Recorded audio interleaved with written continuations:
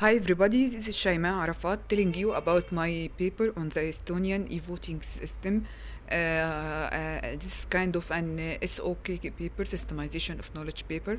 Honestly, this paper was rejected by the e-vote ID conference track 3, and I kind of feel it wasn't fair to reject it. So let me explain why. This is the last version of the Estonian e-voting system, i-voting for internet voting system. The old picture is till the old election of 2023, but then for the before the European Parliament election, they have added some extra strength points which are marked in green. Okay, still there are some vulnerabilities or exploits in the system, and in general I'm discussing what happened through the years. Okay, this is the original. The comment in blue is the original comment that is the source of some vulnerabilities that you don't mix the voter it's himself or it's herself with and the voting machine with the voting application downloaded from the server. Okay, the first rejecting comment that I wanted to appeal, but there was no appealing, is that they are rejecting or refusing that I have mentioned that in the last election, parliament election of Estonian election, not the European election, there the internet voting results flipped the election result for some parties. I'm not saying it is wrong, it is forged or it is fake. I am stating an event that happened. Okay, they are saying that this is normally expected because this party tell their audience not to vote using internet voting. Okay, so it is expected that the ratio of people voting through the voting system would be not the majority of their audience or their supporters will vote physically. Okay, and this is what was stated in the rejection report. I did write it. Did you want me to neglect the event at all, the incident? It is in a systemization of knowledge paper. I should present what happened. So I did stated the complaint and I wrote the reply to the complaint. That analysts say that it is expected because this party tell their supporters to vote physically, not online. So it is expected that the majority of online voters wouldn't be from their supporters. So I'm stating that they complained and analysts replies, but still they are complaining on some sites on the internet. What is in my writing could be considered a mispresentation of facts for them to complain. Okay, the second, like in the same the same way argument, an observer took an image of the desktop that's supposed to generate supposed to store the keys or generate the keys, and pointed out that it has some other software on it. The reviewer replies like he is defending the system, or he or she are defending the system more than judging the paper. They have replied that yeah, I agree that should be more cautions, but as stated in the court reply, this wouldn't affect the election results. Isn't this what I exactly wrote? Did you want me to neglect the complete event, the complaint at all in a systemization of knowledge paper? What did you want from me more than writing the complaint and stating the complaint and stating the court reply to the complaint? Should I have neglected it at all to be accepted? Second, another complaint is rejection point. They have stated that they say that not authenticating the voting application is a measure adds to the transparency measures of the IVXIV system, and meaning that it is a good point, not a bad point in the voting system, in their voting system. Well, the OSCE report itself says it could be this could present a security risk. It is a cybersecurity risk, and it has been stated in many other papers. Given that, which is more, I have elaborated more in more details in the paper, that it's not just in Estonia, in most of the e-voting countries, that the QR verification ratio is usually very low. It is about 5% to 6%. So any attacker, any malicious person, adversary, can use social engineering to target those 25% who do not normally verify the QR code and download a malicious voting application for them and vote for whatever he or she likes. So it is a risk. Don't tell me it is a transparency measure. Even the OSCE report didn't say so. Okay. Again, I'm reminding you of the system photo to realize that this application should be downloaded to the voter device. So if it is malicious, and the voter can know by the QR code, but if the voter does not check the QR code, how would he know or she know that their vote was faked or was altered? I'm sorry. And there is a known attack by Olivier Pereira paper that states how that a voter, even a verifying voter, could be deceived if the malicious voting application faked a malfunctioning and the system start up to take the voter signature twice. Okay, so it is a security risk. Again, on this same page, I don't know why the system and the reviewer consequently is really pissed off. I am now pissed off for my paper rejection that took me all this effort, and I am not from Estonia, even I'm from Egypt. It's just that reading some other papers got me interested in the subject to dig more in it. They are really pissed when I called the voter, the observer who made his own voting application, a computer scientist. Well, I did not choose this title. I took this description of him. I took it from a title of an Estonian newspaper or an Estonian site. It's not my own words, okay? And they are insisting on calling him a hobby hacker and an activist. They are objecting on calling him a computer scientist and on calling him even an observer. Well, the OSCE report called him as a voter with sufficient programming skills. Anyone currently a voter with sufficient programming skills. He did write wrote his own voting application on Python while you're voting. The system is written and vote. So it's not a major issue. What should we call him? And an observer is the term that the IVXIV describe him. Even in the law cases, he is described as an observer.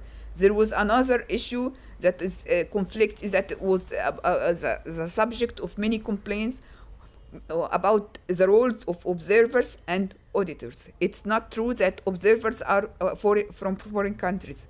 He is classified by the court, the Estonian court, as an observer. And he was complaining he wanted to take more extra roles as auditors take. So it's not even my choice of words to complain about it. Okay? Another complaint that really pissed me off is about a reference I called from Canada. They said the reference is Canada and is from Canada, and that does not talk about any Russian, does not mention any Russian attacks. Well, the reference, yes, is from Canada, but it talks about voters, Estonian voters, voting using IVXV while they are in Canada. It measures the pros and cons of this, and it states, as you can read yourself about, it mentions the risk of that you cannot neglect the risk of Russian attacks when they have Russia at their borders, and it mentions an attack that happened that happened before. Okay, so I am not faking it. It is in the reference. The reviewer just didn't read the reference. Okay, another thing is about the EID cards. The reviewer says that the EID cards is not related to the Estonian voting system. I thought to add this problem, as it is usually most Estonians vote on the I-voting using the EID cards. So I thought the problem that happened to the EID cards is related.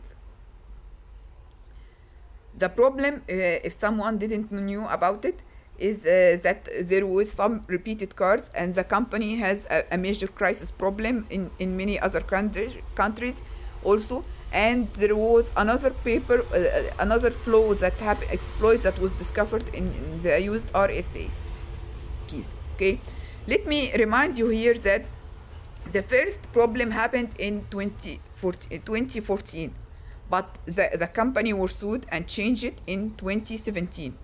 So it is happening many times that they deny, then they correct their position. So they say, the reviewer said that what happened in Spain and Slovakia has nothing to do with about the RSA factorization, and has nothing to do with the problem in Estonia, with the company problem in Estonia. The connection between the two is from the official Estonian site. You can read yourself. The document revealed that Estonia, from the eestonia.com site, the document revealed that Estonia was not the only country affected by the security vulnerability issue. Slovakia and Spain had to revolve and replace most of not all of the cards. The site talks about how Estonia could solve the problem remotely and not replacing all the cards. So my words are not mispresentation of facts. They are from your official sites. When the reviewer said so, I couldn't find any other resources about what exactly happened in Slovakia and Spain. And in fact, Slovakia and Spain are not the subject of this paper. Okay. Another comment from the reviewer saying that not showing the problem. I was just saying about not showing, not letting observers view the faulty votes, and there was many complaints about that. Only auditors can review the faulty votes, and there was a thesis, master thesis, in last June 2024, that the author of the thesis, he himself was part of adding a range code to the Estonian system that prevent faulty votes and help the decryption make the decryption of faulty votes viewer by editors only, not by auditors only, not by observers. Okay. They said it's not that this is due to the problem of showing it to the observers is because of an attack in a paper of breaking and fixing the Estonian voting system. As if I didn't mention it. What did you want more from me than writing all this paragraph about this paper? The reviewer is stating this as if I didn't mention it. I wrote this whole paragraph or 2 bullets about it. But I said that the court did not rationalize it properly. The court said there could be an attack. The representative, not the court as judges, the representative of the system who came to the court replied that they can't let them see the invalid votes because it could involve an attack. It could be an attack, just a simple word that it could be an attack, which is not convincing for any observer or for anyone who reads those lines. But when you read the thesis, and not everyone should be everyone should be a cryptographer or study cryptography to read a master thesis in cryptography and then follow the links to find out that there is an attack, a possible attack that could reveal the value of other voters, the privacy. The attack depends on if you you cannot know the votes of voters because they are encrypted using El-Gamal encryption. But if you can read one invalid vote, then you can somehow, if you can read the paper to realize how, find out about a group of voters. How did some voters vote? Okay, and this is why they are limiting the number of people who can view the invalid votes. Then I did not write this clearly in the paper, but I followed it. I noticed it that every election there is exactly one invalid vote. So there is someone probably trying to do this attack, execute this attack. And it could be not just this observer who is or observers who are consistently complaining from not revealing the invalid votes. It could be an insider in the system, because the insiders who are able to read all the voters' votes in an encrypted form. So this way they cannot reveal it. Okay, but if they can also read the invalid vote, they probably could have anyone. The one who makes this invalid vote is deliberately making it every election to perform this attack. This is a possible option, a considerable possibility. Why there is always one invalid vote? It is an actual execution of this attack, probably by some. Anyways, I should not be blamed, or you should not object my paper and consider it a mispresentation of facts, as if I did not mention this reference when I have mentioned a complete paragraph about it and about the fix that happened before the European elections. The conference deadline was 13th of July. The European elections was in June. The system documents that included all the newer changes, even the committee report that identified risks higher than all of this was only available in Estonian languages. But I did include it. I have read a complete master thesis while I was wrapping up the paper in the last month, and added all this to make my paper unbiased, and including really a complete systemization of knowledge of every detail, every academic or non-academic that appeared in the Estonian voting system. Another complaint that I did not include it about this observer with sufficient programming skills. Let us agree on what the OSCE report called him about, and another threshold voting program that he invited voters to vote with. Okay, they have said angry, pissed, like mentioning his name pissed them off, like that his program didn't have any voters and so much voters supporting it. I said this. I talked, since this is a systemization of of knowledge paper.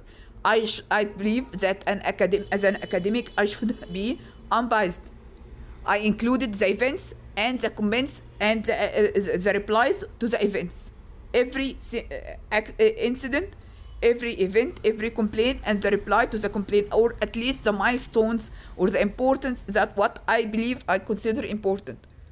I mentioned the program and added the GitHub site of it, and I also commented in the footnote that till I'm writing those lines, and after the European elections have ended, I reported no supporters, no encouragement on the side. Not so many voters have used this program, this threshold voting system. I included this. I wrote this. So what is the reviewer complaining from? Anyways. So again, back to the voting system. Another reviewer was I was saying that they ignore that they should. I'm not in the mood because I'm really pissed off to talk about exactly in details the suggested solutions of mine to the system that I have already sent before on February, I think. But one of the reviewers described them as a whack-a-mole suggestions. If you are not doing something simple, that's very simple, and I suggest you do it. It's not a whack-a-mole of me. It's that you have missed something very simple. When I say that you should authenticate the voting application, yes, it is a very simple solution, but it's not my responsibility that you neglected it. There was a very important paper on the auditability of the Estonian voting system that described about 3 or 4 attacks, and then the solution was one simple line added to the code: check that C1 equal G to the power R. But they have not it's not their responsibility that the IVXV system have missed adding this check. Okay, so when I say that the server, the vote collector should interrupt the sequence of operation somehow to tell the voter that this voting application is malicious, should refuse votes from it. I did not write this in the paper, but it is in the appendix of the reference letter I stated to the Estonian system before. I asked them, if you are considering this as a transparency and that anyone could vote his own application to feel safer and secure and more secure, then you could ask people to authenticate their their handwritten voting application, their own coded voting application before the election. If someone wants to vote using his own voting application, then he should submit it to you so that you can check it has no malicious or attacks or forcing to vote voters to vote, alter their votes or vote to certain candidate. But their reply did not mention this at all. Their reply discussed that the fact that it is hard to do so, but it never even considers the opinion that it is that they are deliberately not authenticating the voting application. And there must be somehow to interrupt the voting application. The voter device to tell that there is you are using a malicious voting application. Another solution I have suggested to keep track for each voter how many times did he or she voted. Since the Estonian voting system allow multiple voting and only take the last vote, count the last vote. So I suggested the use of an authenticated data structure, Merkle and Merkle trees, to keep a track of every vote for every voter, how many times he or she have voted, what is the last vote, because even the QR code are only generated 3 times. I know it is not usual for voters to vote more than 3 times, but Anyways, the detailed suggestions are in the paper, and let me concentrate because they did not object on them. All their objections, the reviewer objections, was about some kind of attacking, defending the system more than judging my suggestions. Final comments that the minutes of meetings, the reviewer says I have stated in my report that the minutes of meetings of the cyber security committee, the Estonian system have hired, said that they identified 6 threats that whose risk level is higher than small. The reviewer replied that she was one of the I guess that she, because in the e-vote ID committee there is a she, from the cybersecurity committee. That they have stated that all the risks are small, are of level medium. How would I believe this, or even write this to my reader? It's not in a public document. Even the reviewer said so. It is not the system, the Estonian government, or the Estonian committee, the cybersecurity committee, did not state so. The cybersecurity committee said the 6 threats are with risk level higher than small. Higher than small is not necessarily medium. If they knew, but this by the time of publishing this PDF file, that they are all the 6 threats are of level medium, of class risk medium, they would have written it, written it. They wouldn't have wrote higher than small. Okay. The reviewer also says that the author says that they got the impression that most cases are rejected for passing the 3 days deadline. Well, tell us from what cases, complaints you get this impression. I have get it from complaints I have read about the 2023 elections, and also from even at 2011. The student who proved that, went to court, proved in his graduation project, I think, that there must be a verification extension to the IVXIV. Otherwise, it could be a problematic and exploit. They rejected his complaint for passing the 3 days. This was in 2011. In 2013, they did add the QR code, verification code. So the student was right. They didn't say he was right at that time. Only when they completed the solution, it was added in the literature. Okay? That's what I mean in generally solve. The final comment is that when I write an systemization of knowledge paper, it should not represent the Estonian government or the Estonian the official IVXV point of view. I am not. This SoK paper is written by me, not by the IVXIV system.